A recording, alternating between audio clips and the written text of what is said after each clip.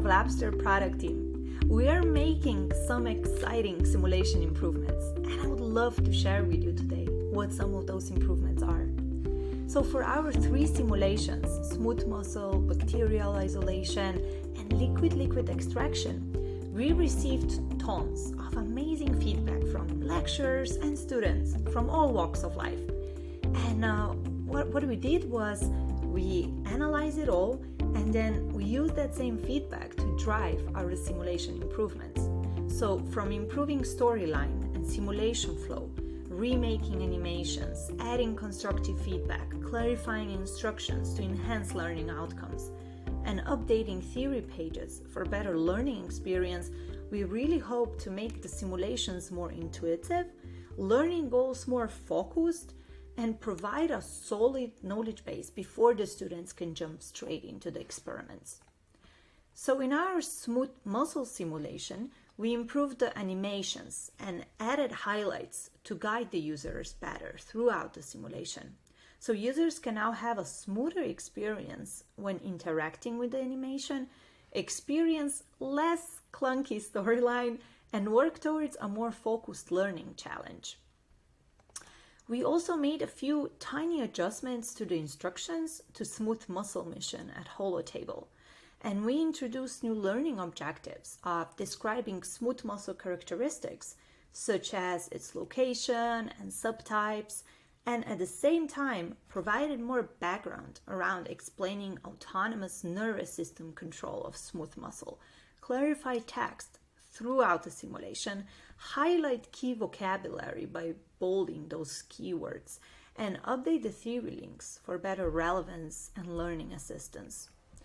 So when it comes to lab bench improvements, we added guiding highlights and adjusted the user viewpoints to have all experimental items within one view. And this way, the users can now move throughout the experiment with a bit more clarity and less opportunities to leave learning to chance.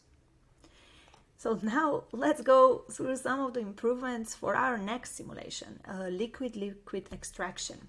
So here we focused on improving animation and user interaction when we increased the size of the chemical flasks to allow for better interaction with the laboratory equipment.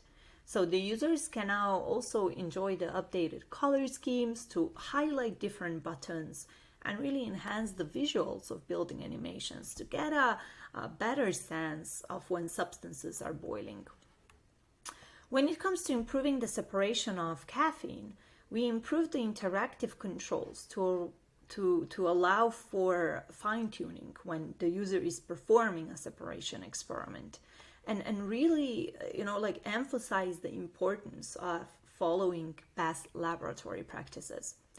And throughout the simulation, we improve the instructions and include more feedback, more hints for a better learning experience by implementing highlights and arrows. The last simulation I would like to show you today is bacterial isolation.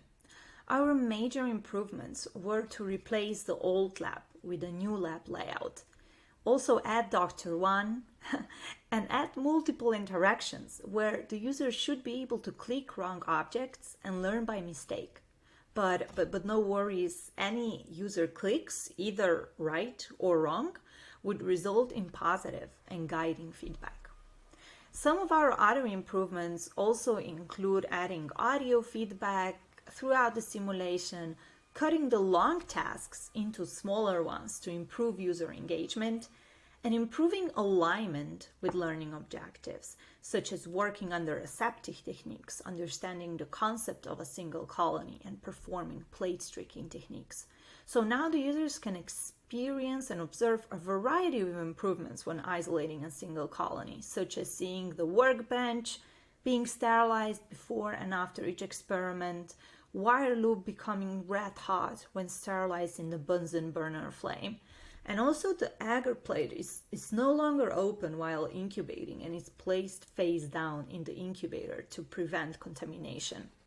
We also added new images, new quiz questions on isolating a single colony, and added a new fun minigame on bacterial isolation. So now when a user is isolating a single colony, They are tasks with identifying mistakes, challenged to really understand what may go wrong and why they carried out the specific steps in the method.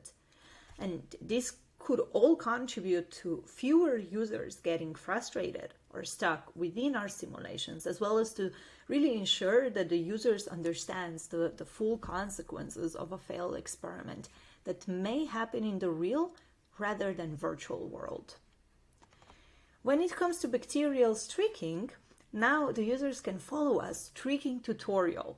Click on the wrong items during the experiment, follow their streaking progress via this bar over here that turns green when completed, and interact with quizzes showing them the failed streaking technique.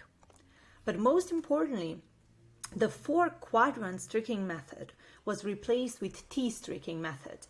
An agar plate now rotates to a predefined optimal position, which could further prevent the user from losing track of streak lines with a higher concentration.